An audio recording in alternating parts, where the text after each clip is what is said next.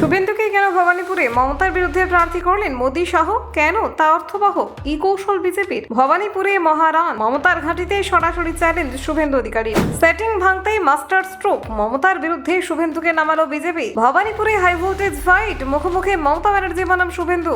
Double ধাক্কা কৌশল, নন্দীগ্রাম ও ভবানীপুরে লড়াই শুভেন্দু। দিল্লির শিলমোহর, নরেন্দ্র মোদী অমিত শাহর সম্মতিতেই বড় সিদ্ধান্ত। মুখ্যমন্ত্রীর ঘাঁটিতে বিজেপির বিগ বাজি। কেন এত গুরুত্বপূর্ণ ভবানীপুর? দেখুন, বঙ্গ রাজনীতিতে আবার নতুন সমীকরণ তৈরি হয়েছে ভবানীপুর কেন্দ্রকে ঘিরে। ভারতীয় জনতা পার্টি আনুষ্ঠানিকভাবে ঘোষণা করেছে যে বিরোধী দলনেতা শুভেন্দু অধিকারী এবার মুখ্যমন্ত্রী মমতা ব্যানার্জির বিরুদ্ধে ভবানীপুরে লড়বেন। এই সিদ্ধান্ত হঠাৎ করে নেওয়া হয়নি, বরং দীর্ঘ রাজনৈতিক আলোচনার ফল। বিজেপির অভ্যন্তরে বহুদিন ধরেই এই নিয়ে চিন্তা ভাবনা চলছিল। বিশেষ করে বাংলায় দলের অবস্থান আরও শক্ত করতে বড় কোনো প্রতীকী পদক্ষেপ নেওয়ার প্রয়োজনীয়তা অনুভূত হচ্ছিল। বাংলার রাজনীতিতে দীর্ঘদিন ধরে একটি প্রচলিত ধারণা রয়েছে, বিজেপি ও তৃণমূলের মধ্যে নাকি কোনো গোপন সমঝোতা আছে। এই ধারণা ভাঙার জন্যই বড়সড় রাজনৈতিক বার্তা দেওয়া জরুরি ছিল বলে মনে করছিল বিজেপির একাংশ। শুভেন্দু অধিকারী বিষয়টি গুরুত্ব দিয়ে তুলে ধরেছিলেন দলের কেন্দ্রীয় নেতৃত্বের সামনে। তার মতে এমন একটি পদক্ষেপ নেওয়া দরকার যাতে সাধারণ মানুষের কাছে স্পষ্ট বার্তা যায় যে বিজেপি সত্যিই বাংলায় পরিবর্তন আনতে আগ্রহী। এই প্রসঙ্গে কেন্দ্রীয় স্বরাষ্ট্রমন্ত্রী অমিত শাহর সঙ্গে একাধিকবার আলোচনা করেন শুভেন্দু। তিনি বোঝানোর চেষ্টা করেন ভবানীপুর লড়াই করলে সেটিং তত্ত্ব ভেঙে পড়বে। একই সঙ্গে এই সিদ্ধান্তের পেছনে আরও একটি বাস্তব রাজনৈতিক হিসেব কাজ করছে।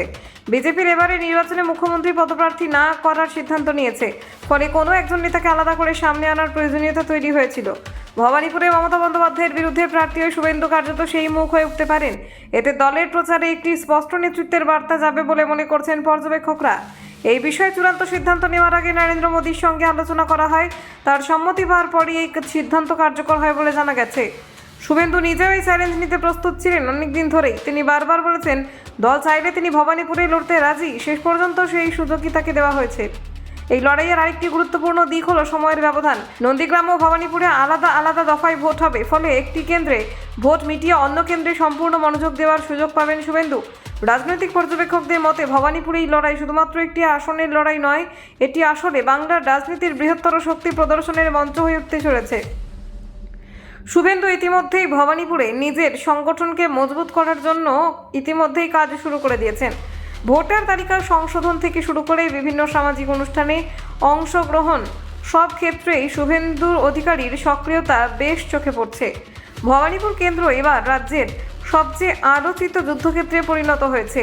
ফলাফল যাই হোক না কেন, এই লড়াই 2026 সালের বিধানসভা নির্বাচনের অন্যতম বড় রাজনৈতিক অধ্যায় হয়ে থাকবে। Bureau report, news prime Times.